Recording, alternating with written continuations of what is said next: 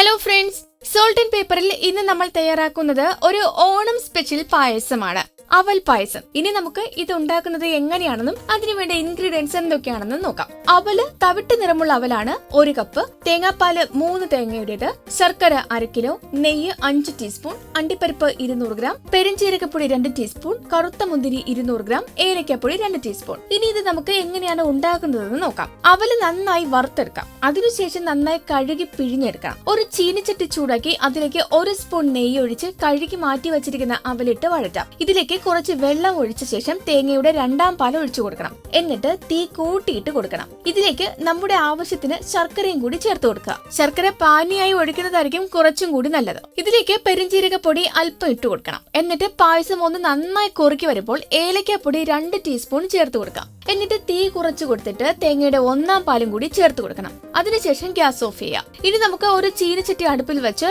4 teaspoon നെയ്യ് ഒഴിച്ച് ചൂടാക്കണം. ചൂടായി വരുന്ന നെയ്യിലേക്ക് കറുത്ത മുന്തിരി, കാഷ്നട്ട് ഇവ ആവശ്യത്തിന് ചേർത്ത് മൂപ്പിച്ച് തയ്യാറാക്കി വെച്ചിരിക്കുന്ന പായസത്തിലേക്ക് ചേർത്ത് മൂടി വെക്കാം. അതിനുശേഷം മൂടി മാറ്റി നന്നായി ഇളക്കി കൊടുക്കണം. അതിനുശേഷം നമുക്കിതൊരു സെർവിംഗ് പ്ലേറ്റിലേക്ക് മാറ്റാം. രുചികരമായ അവൽ പായസം റെഡി. എല്ലാവരും ഇത് ഉണ്ടാക്കി നോക്കുമല്ലോ. ഒപ്പം ഈ ചാനൽ സബ്സ്ക്രൈബ് ചെയ്യൂ.